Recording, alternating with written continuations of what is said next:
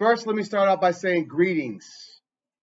Uh, Thank you to Miss Carol Flora and the Community and Youth Collaborative for inviting me and giving me a platform to share some very old and what some would consider very new knowledge.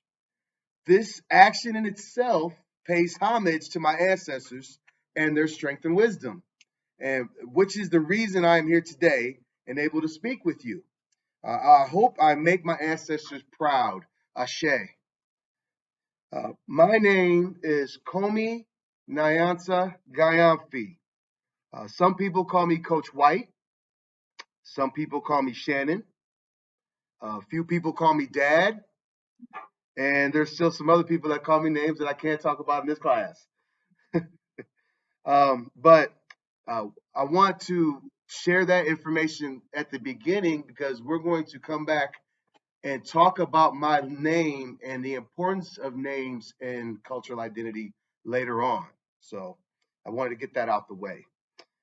Also, before we get into the main subject matter, I wanted to, which is going to be cultural identity and the person of African descent, that's going to be the title of it.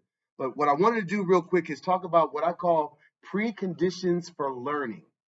So, what a precondition for learning for me is basically, in layman's terms, these are the things you have to have an open mind about in order for us to progress in our conversation. In order for us to build and grow, you have to have an open mind. So, the first precondition for learning is a basic fact. All human life on planet Earth began in Africa. Now, later on, we'll discuss that in a little bit more detail, but I wanted to lead with that because to me, when we have this discussion, that is the most important part that we have to start out with, is that understanding in itself. Secondly, we want to understand that this lecture series is done through an Afrocentric lens, meaning it is done through the eyes of Africans and their ancestors. How does that work? Well, when we do the research for the study material, we primarily look for Afrocentric sources, and then we look at their sources, and we're able to compile information to give you an overall look that is Afrocentric.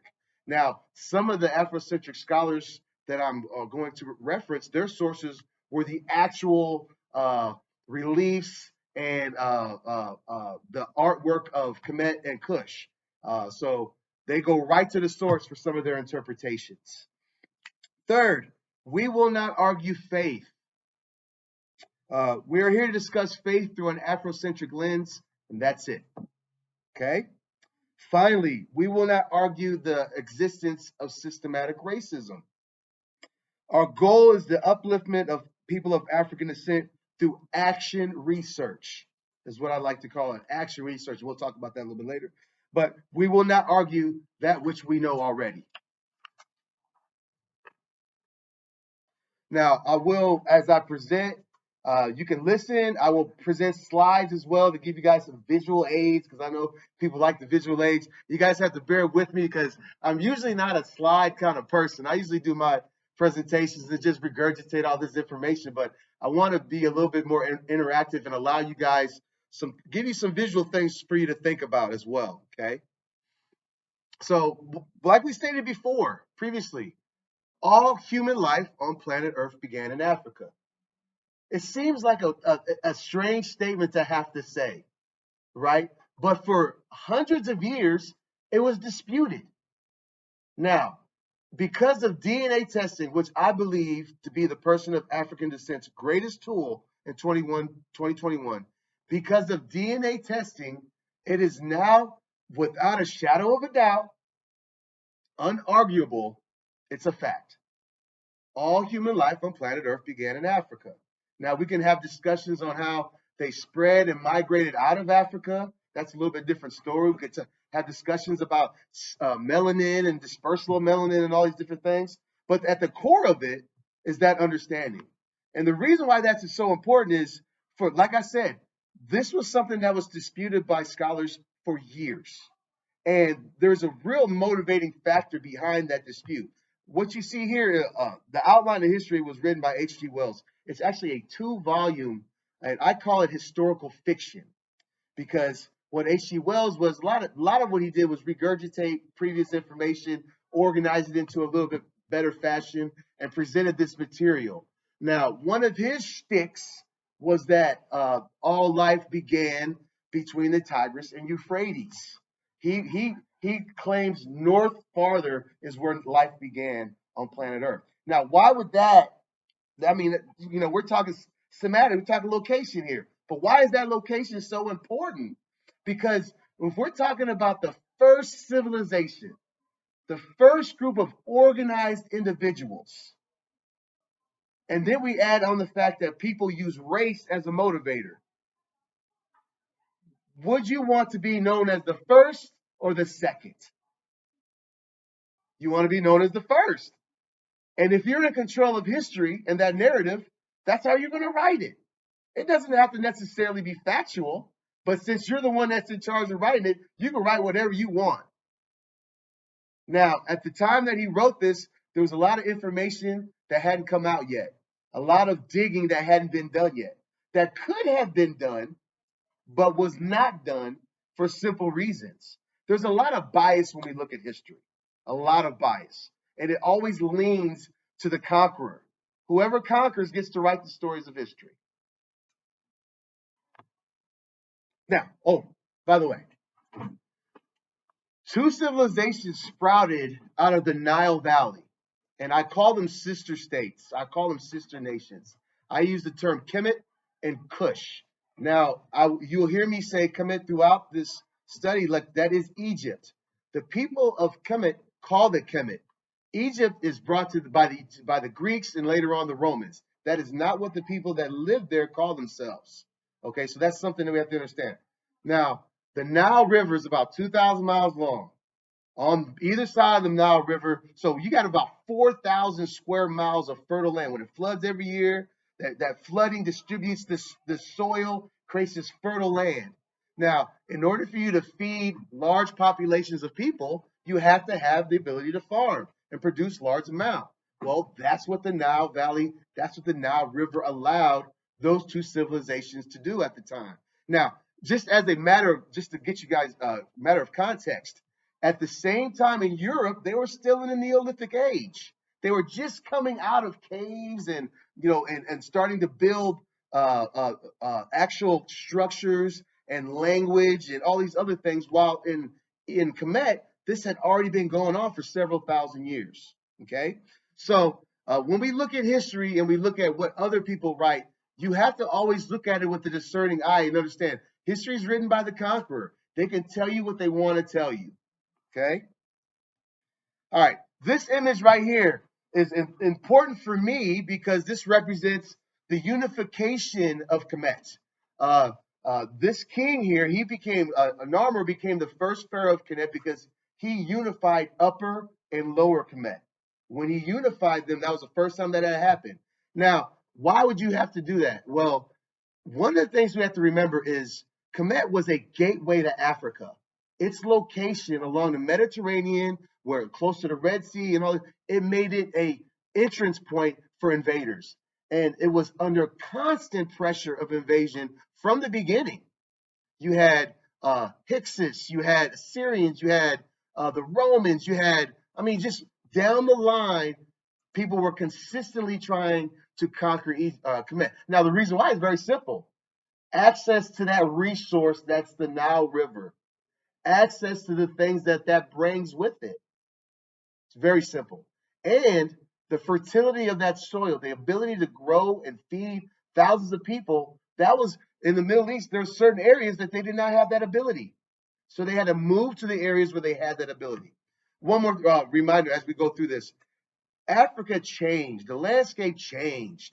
The Sahara Desert is relatively new in the history of Africa. So let's say if you were to look at Africa 10,000 years ago, that Sahara Desert was not nearly as big as it is now.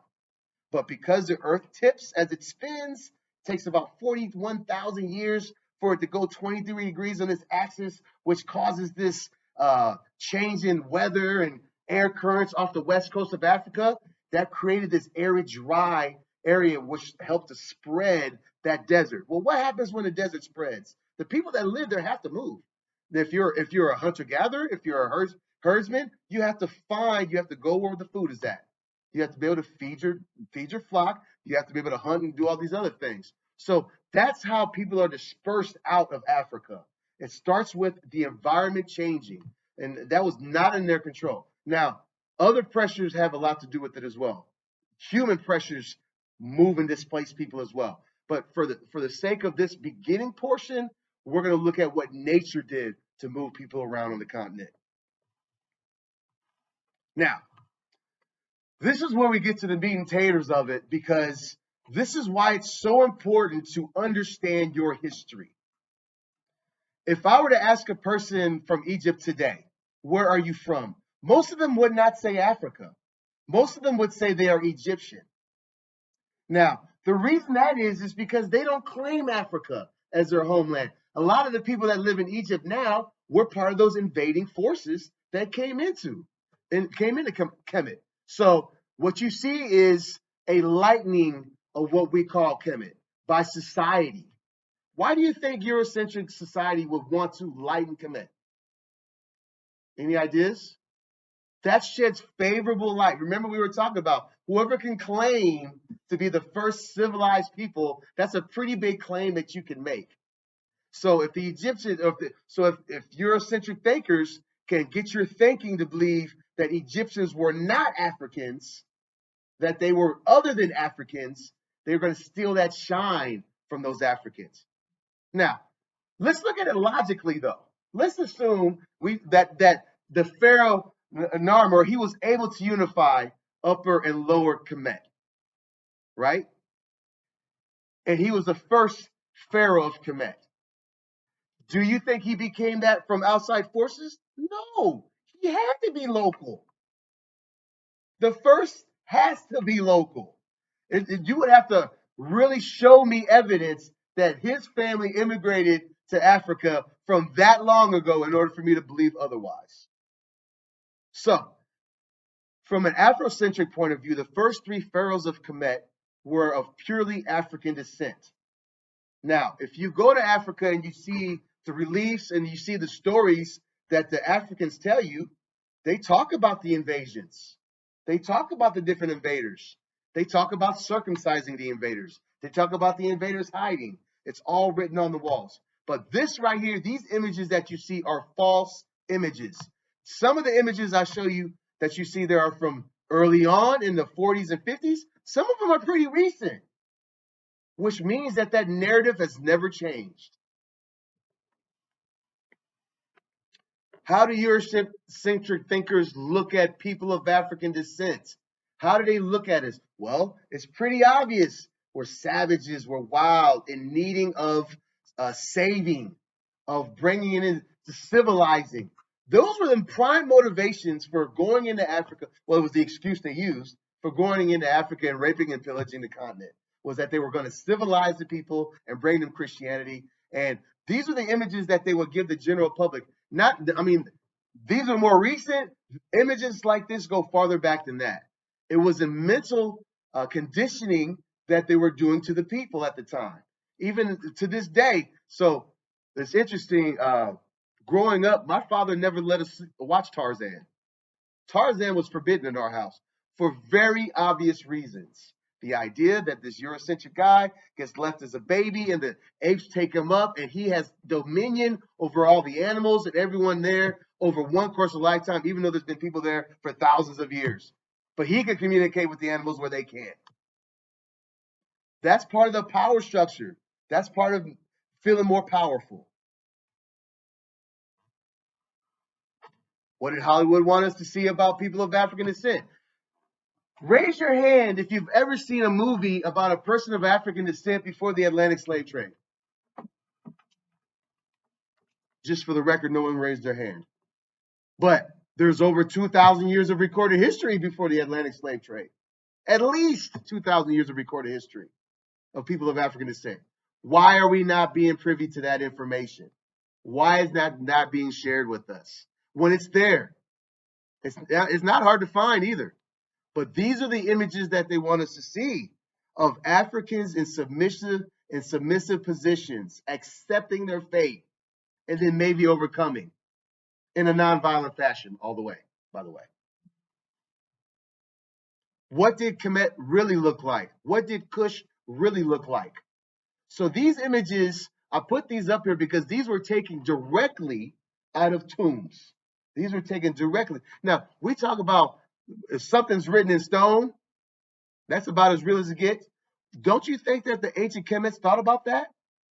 They understood the power of language and words and knowledge and characters. They fully understood that power.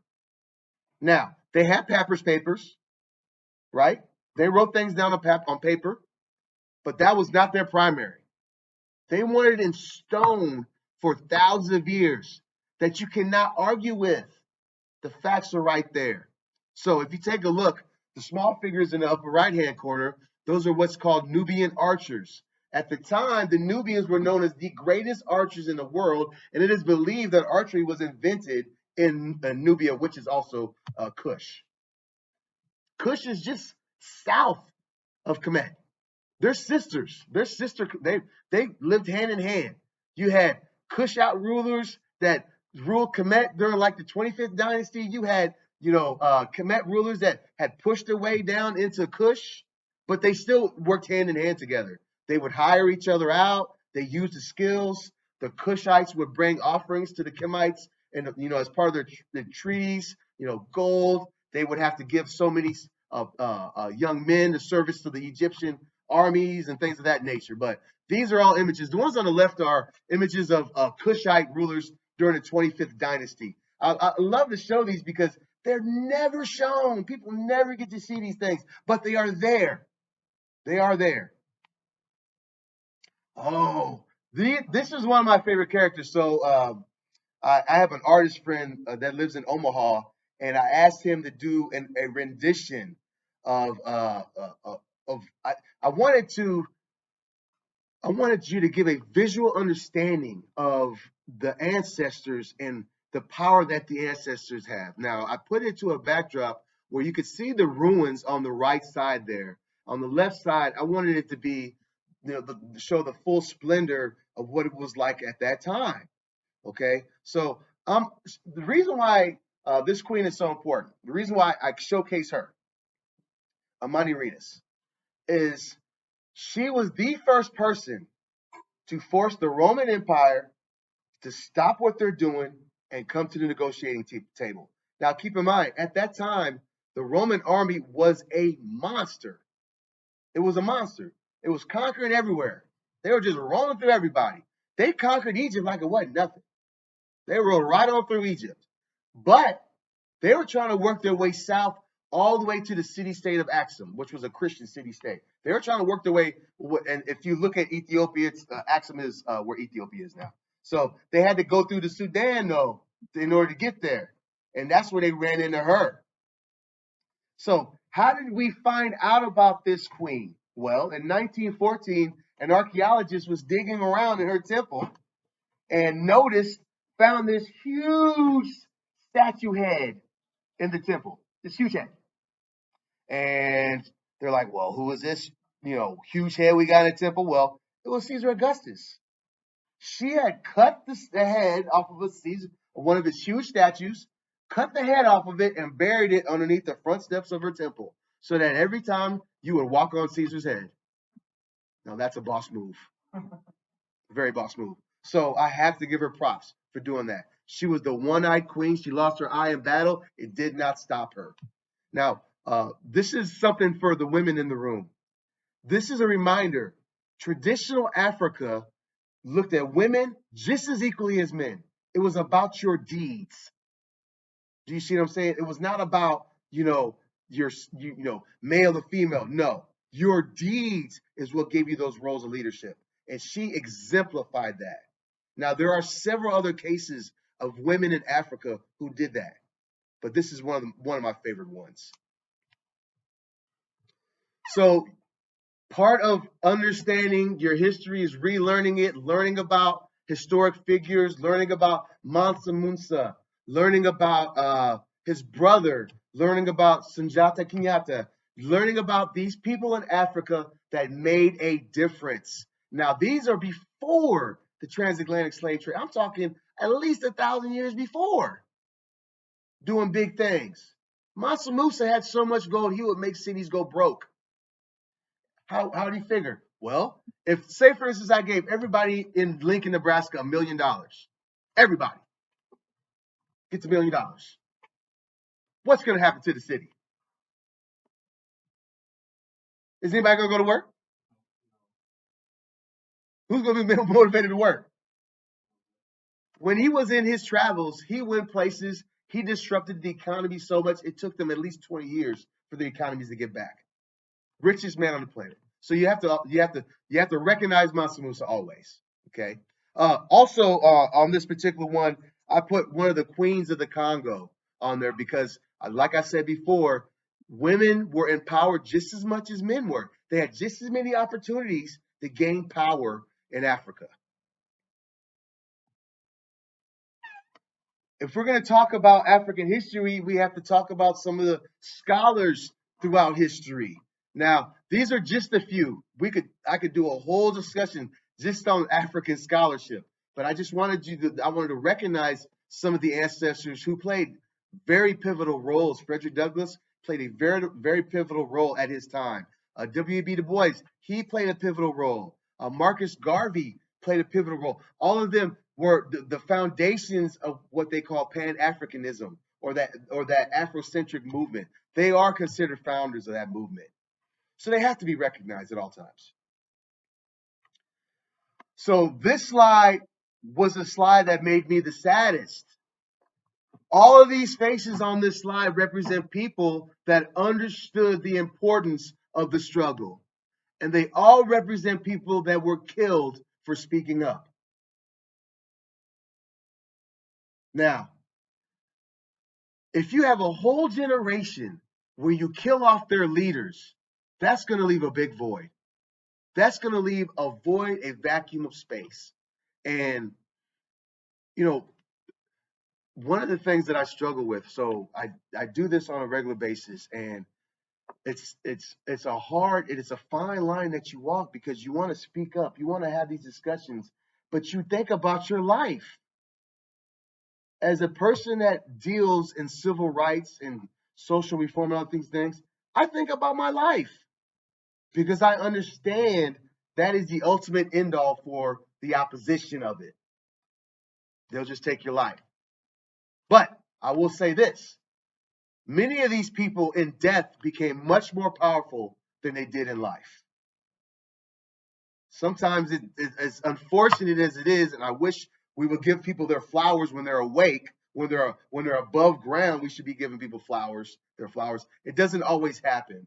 We oftentimes wait till that person has passed away, then we recognize the greatness that person was ahead of their time. But it's a sad thing when we have this many people. This is just a few. Just a few. Oh, by the way, the quote I have up there is an actual quote. The greatest threats to the stability of the American government since the Civil War. That was by J. Edgar Hoover, the director of the FBI, and he was speaking directly about the Civil Rights Movement. So the FBI made it their mission.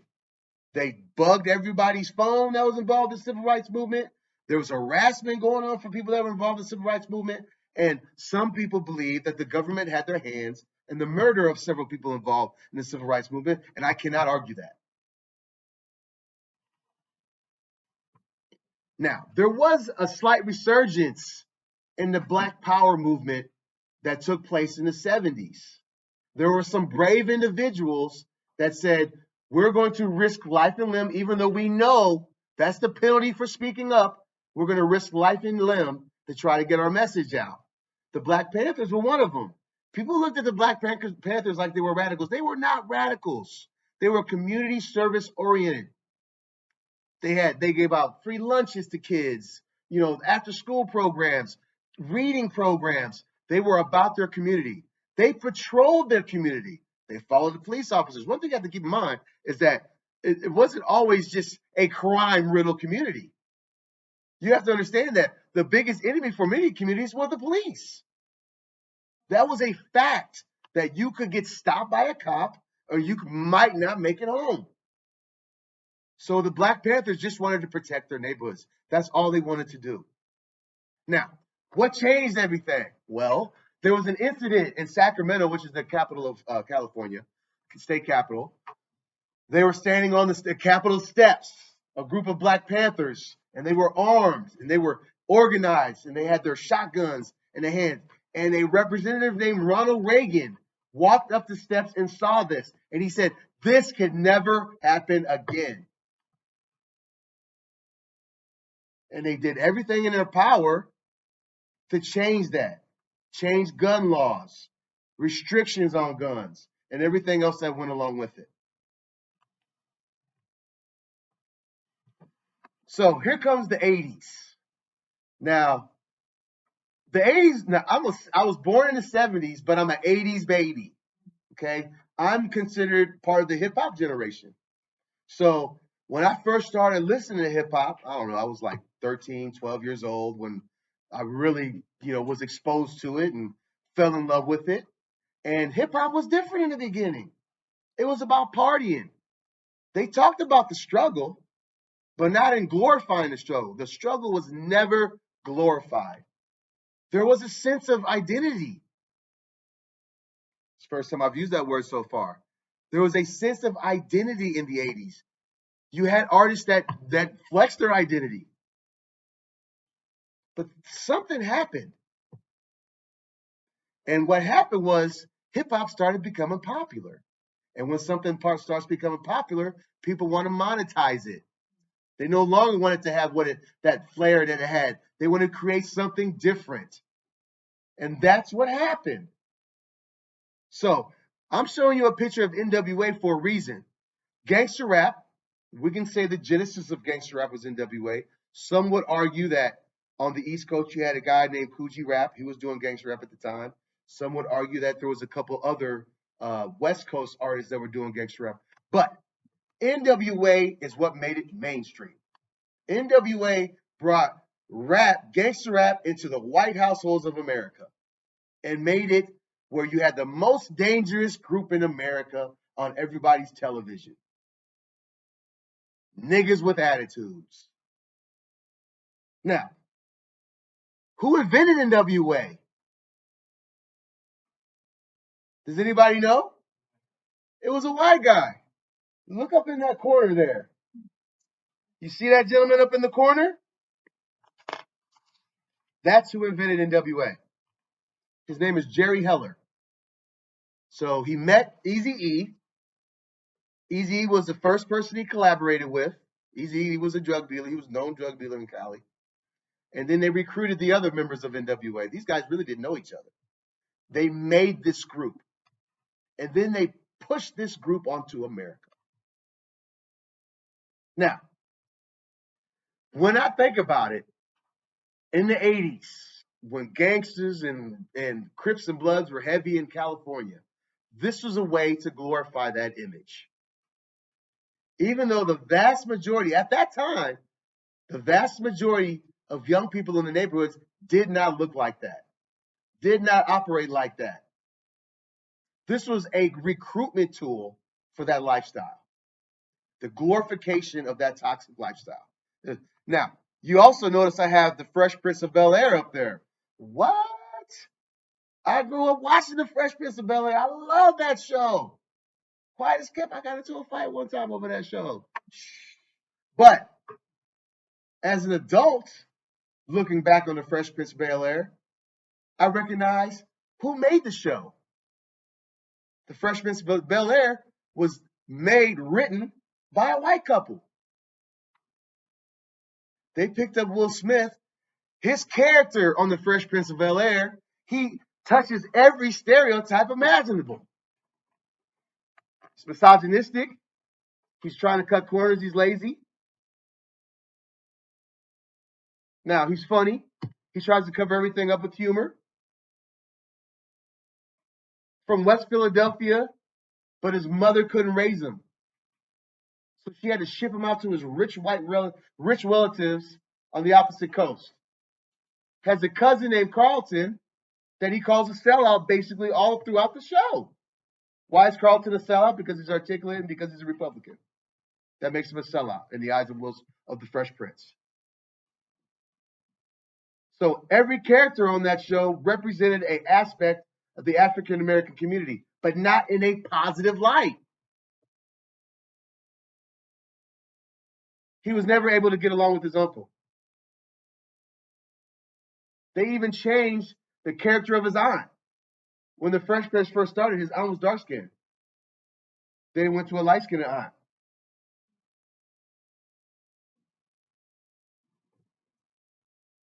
Now, what do we have today in 2021? What has changed in 2021? Nothing. BET stands for Black Entertainment Television. It's been around since I was a kid. Now, BET used to be owned by a black man. It is no longer owned by a black man. BET is owned by Viacom. BET is owned by a white family. The original guy who started Viacom, he passed away. His daughter became the CEO. This is the programming that they give you on BET and other outlets. Now, which one of these shows is going to help uplift black people, people of African descent? Can you name one of these shows that's helping us out? Teaching us how to finance, teaching us how to be better health-wise, teaching us how to purchase property, how to be business owners, how to be, self-sufficient. Which one of these shows is actually doing that? Tyler Perry opened up a studio, $600 million, whatever they said it was. How many shows does he put out that have been for the upliftment of people of African descent? You can't name very many, if any. He got famous for playing a black woman.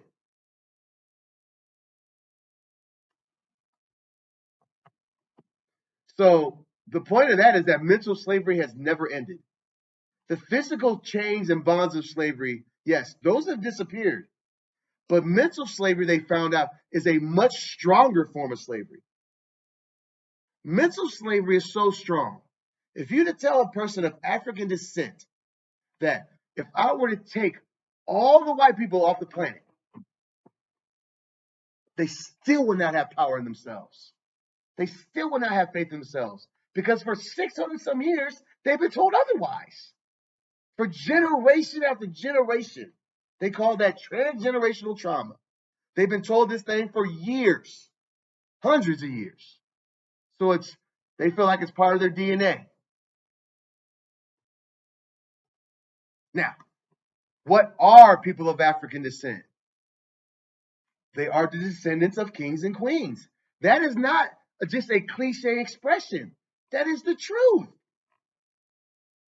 Europeans would call them chieftains. They were not chieftains. They held on as much land as the European kings did. Think about how huge Africa is. You could fit the United States 3 times in Africa. So if a guy that's in Great Britain on an island, on that island could be considered a king, why cannot a guy in Africa who's got hundreds of thousands of people that follow him, access to gold mines, access to all the resources, diamonds of the world? He's a king too. And especially if his people consider him a king. Right? I like that picture just because. One of the few times historically where I felt they got something right. Now, unfortunately, it's a fictional place. You know what I mean? And it's still all this other stuff wrapped into it. But at least we're getting in the right direction a little bit. You know what I mean? At least we're showing some people of African descent in the powerful positions. You know what I mean? And one of the greatest things that I saw when my youngest son was going to Beatty Elementary, and I was picking him up from school, and I'm waiting outside for him, and there was 2 white kids. The one white kid looked at the other white kid and said, "Wakanda forever." And I was just about died. Because now that is a total flip. That is a total flip. 20, 30 years ago, I don't think you could get a white kid to want to be somebody black. I just don't think that would have happened. But now, it's cool to be the Black Panther. It's cool. And I think that's dope. So what I want to do is talk about what I call keys for living in the diaspora. You have to be able, now this is the action piece that I was talking to you guys about earlier. So one of my missions is not only to just write and research, but to put into action the things that I've learned. I don't want to just be regurgitating information and just, going on lecture series, tours, and no. What are you giving people on so that they can use on a daily basis to improve their situation? So these four, we're going to go in a little bit more detail, but these four specific pillars is what I like to call them. These four pillars, if anyone, not just people of African descent, this is specifically aimed towards people of African descent, but anyone can use these four pillars and it's going to improve your life. So the first thing you have to do is you have to relearn African history. Okay? We're going to talk about that a little bit more detail in a second. Second thing, you have to understand the mechanics of systematic racism. Now, that's deep. That includes criminal justice, school systems. That includes housing, employment, healthcare. I mean, every aspect of American society basically has a hand in that. You have to be able to practice self-care. We're going to talk a little bit about self-care and the things that you can do. Because if you're going to do the first two things, you're going to be stressed out. If you're relearning your history, it's going to stress you out. If you're going to understand the mechanics of racism, it's going to stress you out. So you have to practice self-care. You have to take care of yourself. And finally, you have to share the information. It's no good just to know it. You have to share it. That's what the community involvement piece is about. So when I say relearning African history, where does that start? Well, some of these people up here, I would consider the foremost historians in the world. Now, when I say relearn African history, that's relearning world history. Okay? When I say that, I should be more broad. It's not just relearning African history, it's relearning world history. Okay? So how do these guys relearn it? Well, Chancellor Williams takes the trip to Africa with 20 people, and they do a whole sweep of the survey of the people. They do all these survey work. They go and do the research in the tombs and the temples, and he recompiles that information. That's relearning African history. John Henrik Clarke does the same thing to relearn his history. And they have disciples, people underneath them that go out and about and do that same thing. Now, it can't be just from an archaeological standpoint. It can't be just from a social science standpoint. It has to also be from a psychological standpoint as well. Because psychology has just as much to do with systematic racism as anything else that we have in society historically. Psychology was the justification for systematic racism. So the mechanics of it, well, we were just talking about that. School system. How is the school system part of the mechanics of systematic racism? Well, it's called the school to prison pipeline. How does that work? You have to understand those things, how those things work. When I say discrimination in housing, well, how does that work? Well, guys came back on the GI Bill from World War II. They wanted to purchase homes.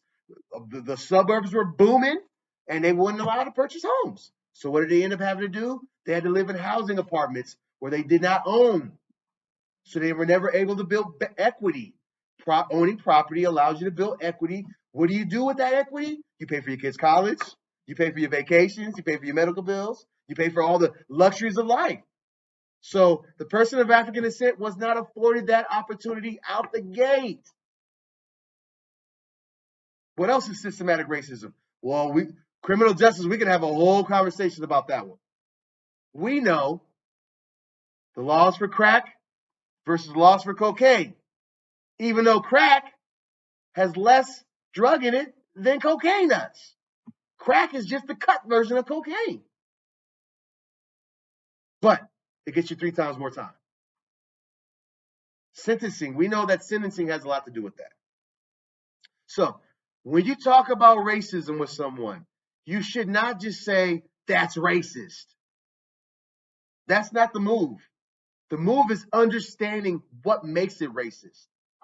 Understanding a person can say something racist, but that doesn't mean that they have the power to do anything. For racism to truly be effective, you have to have the power. You have to have the power to be able to control people, to prevent people from getting jobs, from preventing access to everything else. That self-care piece. Sometimes it's as easy as logging off. Put the phone away. Sometimes it's as easy as taking a walk or exercising, getting a normal routine. Your health and nutrition. What are you eating? Those things are all part of self-care. Another piece of self-care, especially for the person of African descent, is getting around other people of African descent.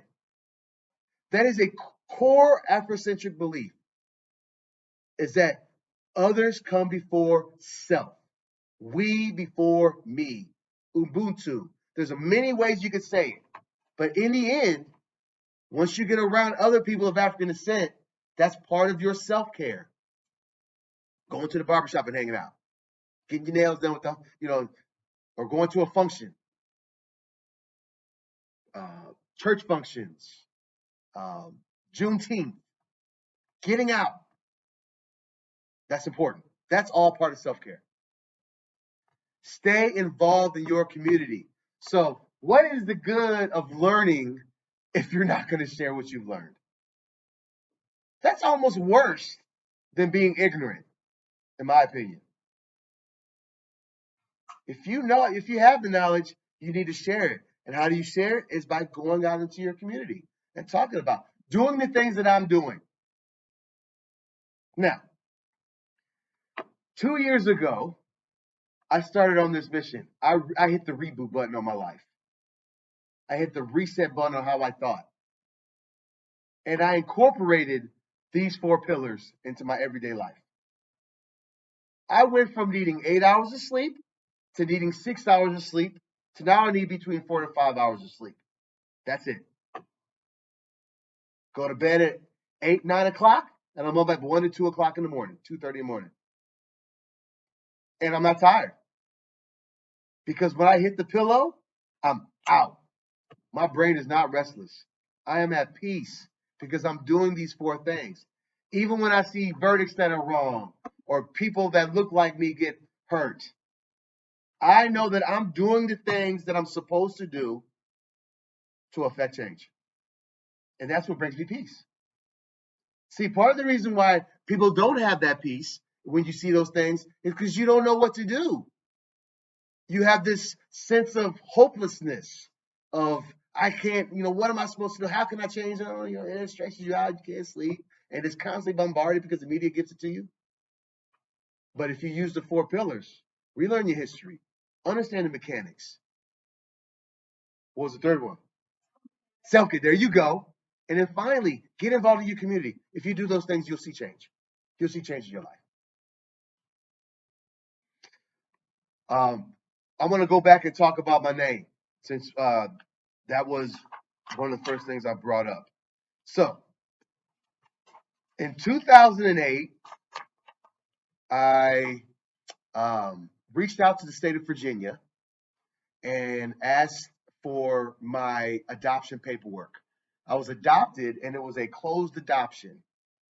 So, somehow my paperwork got lost in the shuffle. Person that was in charge of the department retired. Somebody else took it over. I didn't hear anything from anybody. And then earlier this year, I got a letter and a phone call from the state of Virginia saying that they have a redacted copy of my file. Now, I guess as a backstory, I need to let you guys know that my adopted mother is white and my adopted dad is black. He's from Mississippi and she is from Germany, straight from Germany. She didn't get her American citizenship until she was around 24 or so. So I grew up in a very dynamic household.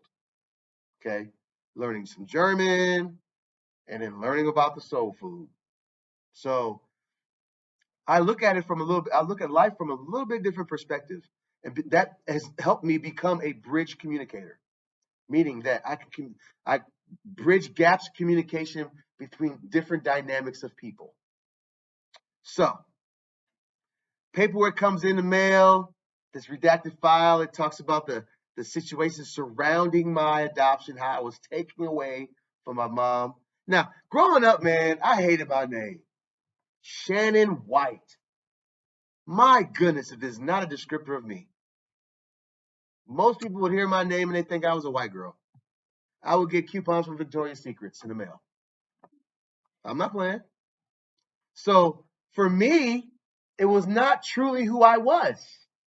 And that name is attached to everything that you do.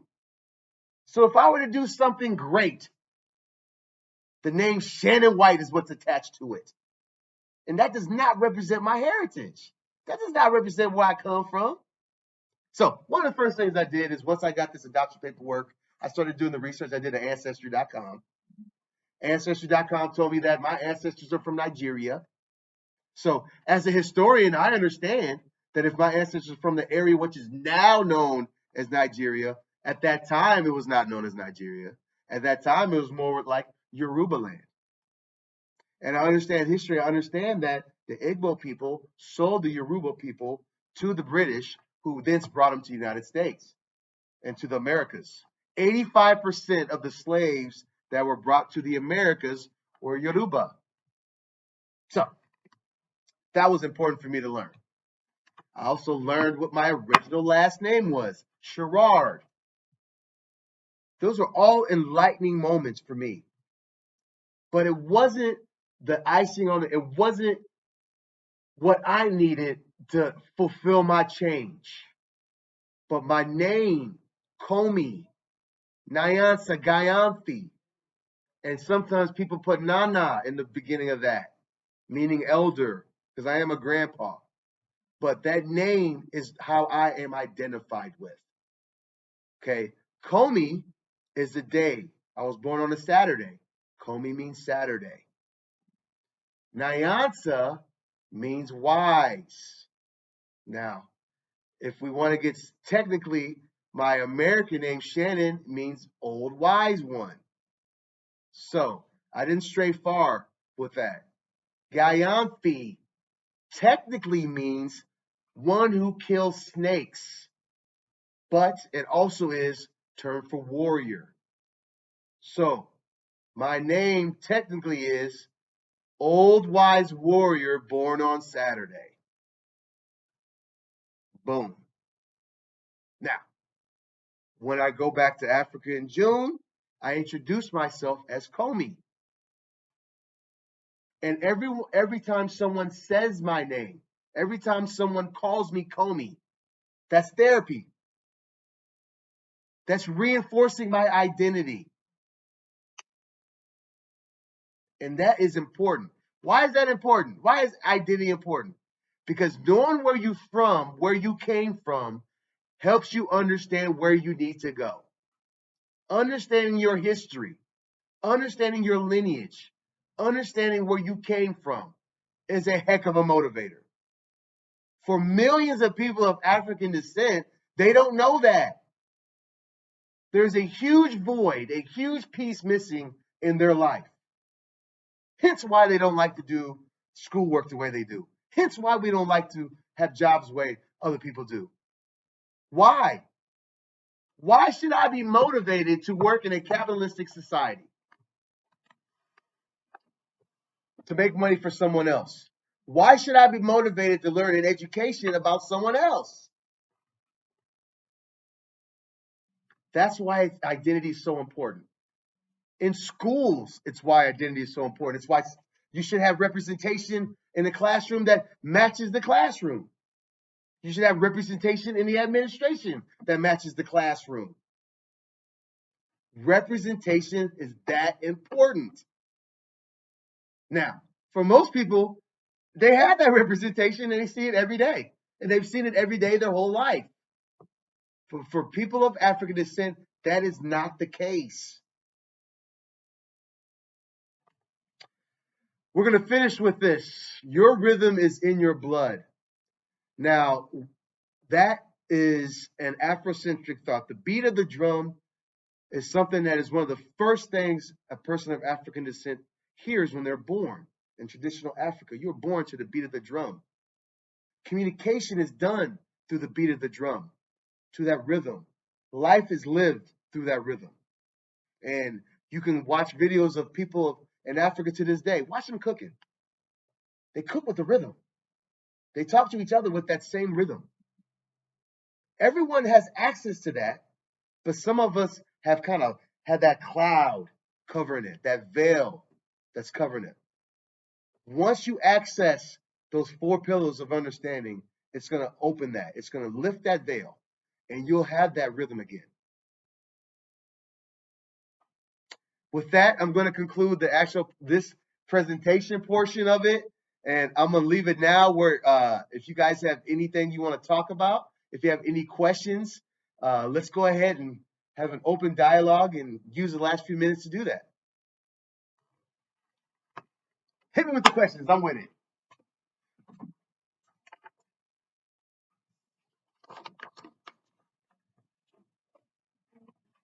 Go ahead. I guess I just want to know your thoughts on, I guess, like the dynamic between African Americans and Africans.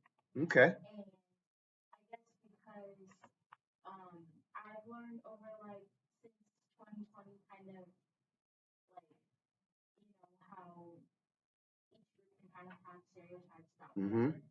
Like African Americans can call names about African extractors or Mm-hmm. African who come to the United States and have to be like, oh, like basically acquire like the same stereotypes. Sure. And I guess I kind of want to know your thoughts on it. That's a great question. So colorism is a thing, and not only colorism, but and the reason why I bring up colorism is because people of African descent that live in the Americas tend to be of lighter shades than and cover the full spectrum.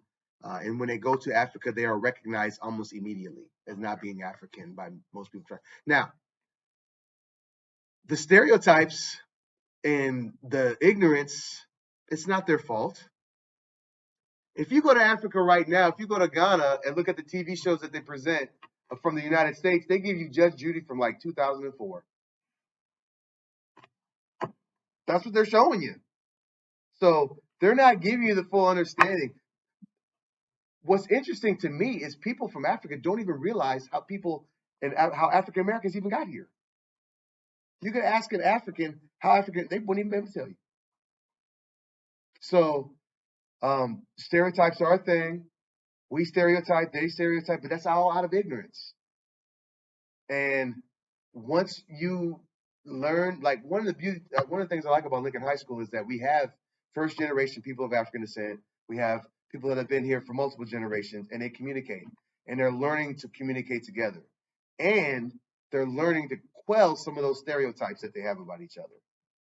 Now, as long as we live in Eurocentric societies who dominate the media cycles, we're going to have to always try to fight those stereotypes off.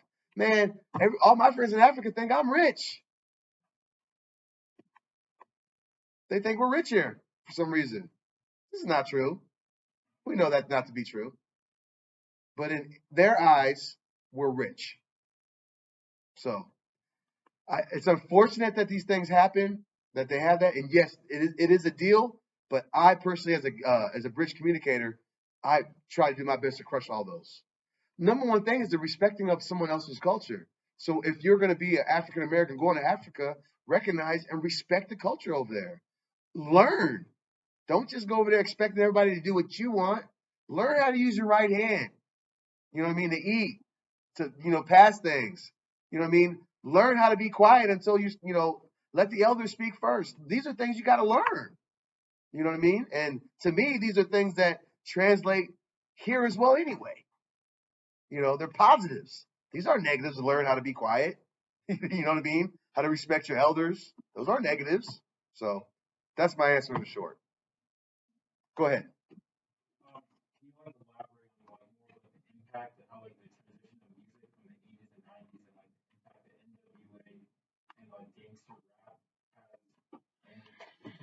Yes, let's talk about that. So at the very end of the presentation, I talked about the beat of the drum. We talked about the beat of the drum being one of the first sounds and rhythms that the person of African descent hears. So we understand that we live by that rhythm, by the beat of the drum. I think that, and this is my opinion, but I truly believe that Eurocentric thinkers understood that. And they understood the power of suggestive music, along with everything else that's suggestive. So when you can control what's played on the radios, and you can control what's put on the airwaves, and you can control what is put, what's marketed for that matter. You know what I mean? You might have 100 artists that in your stable of artists on your record label. You might have 10 gangster rappers, 10 R&B singers, 10 socially conscious artists. You know what I mean? All kind of different. But what are you really promoting? You're promoting what you think is going to make you the most money. Now, remember this as well. The number one consumer of rap music was not the African American. We don't have the money. It was the Caucasian American, number one consumer. So that's who the music was really, geared towards, but at our expense. And NWA, and then Ice-T came out with a song called Cop Killer, and then a slew of other artists started showing up. Tupac, Biggie, all these other artists, and it was all gangster rap. That's what dominated. So it's a grand scheme. People talk about rumors about they had some meeting where they were talking about how they want to make rap music, this whole thing and all this stuff. I don't know. Some people say, well, it's art imitating life. I don't believe that 100%. I believe that you can be influenced by the music you listen to. When I listen to classical music or when I listen to African music while I'm doing my studying, I'm focused. I'm 100% focused. Now, if I'm listening to some other hip hop music, it's taking my focus away because of the words. Words have power. The people of Kemet understood that. They understood the power of words. That's why they put them in stone. Any other questions? Go ahead. Mm-hmm.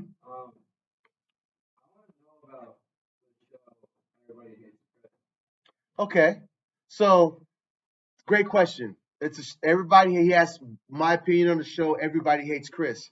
So one of the things I will say, Chris Rock, he is educated. He understands, and he understands how to give you the African American experience and make it entertainment. Now, I guess one of the issues I've always had is how the African American experience has become entertainment in society. That's been one of my issues. Yes, it's entertainment, but what are we doing beyond that? Right? So highlighting the issues is one thing. Finding solutions is another. Chris Rock did a good job of highlighting some issues with Everybody Hates Chris, but we did not do it. But maybe he wasn't capable or wasn't his motivation to come up with the solutions to some of the problems that Chris faced on the show. Any other questions? Go ahead.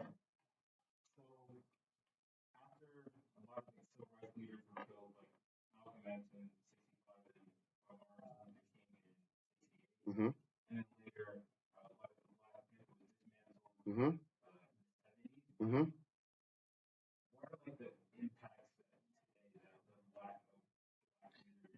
Well, it's pretty clear when you look at the television.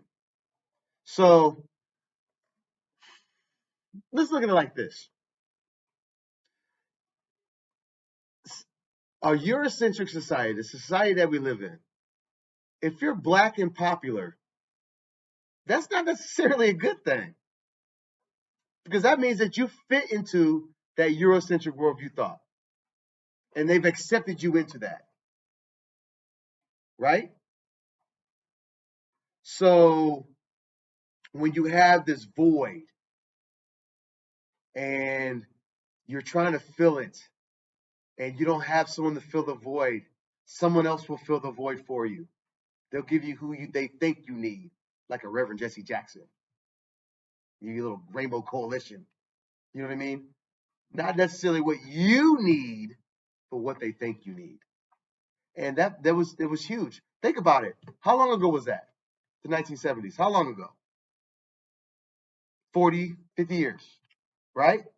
So those guys that would have been in their 20s during that time will be in their 70s right now. Who's leading the country right now? Old guys in their 70s. And they're gone. That's why we don't have people representing us in politics and government. That's why when we have, the George Floyd deal, we don't have no one really speaking up. You have a couple of people that are fringe, but once you start getting into that money game, that's when it changes everything. Does that answer your question? Okay. Anybody else? Well, I gotta tell you, I appreciate you guys listening. I hope that you learned something today. You got something out of this conversation that you can go forth and use. If you need more information, you could always reach out to me. You could check my website. It's Udafo, UDAFO, LLC.com. I also own UdafoImports.com, where you can find all of your Afrocentric products for the holidays. You can look for my podcast. It's Komi Gayanfree Presents African Studies Lecture Series. And so you'll find that on Spotify and all platforms that you find your podcasts. And also, you can find my YouTube page. Udafo is the YouTube page as well. And I consistently post information on there. So this presentation will be up there. All of the lecture material that I use for this presentation, I'll make that available for you as well. If you want, you can email me, udafo@outlook.com, UDAFO@outlook.com, and we can chop it up. But I'm here for that, and I appreciate you guys having me today. Thank you.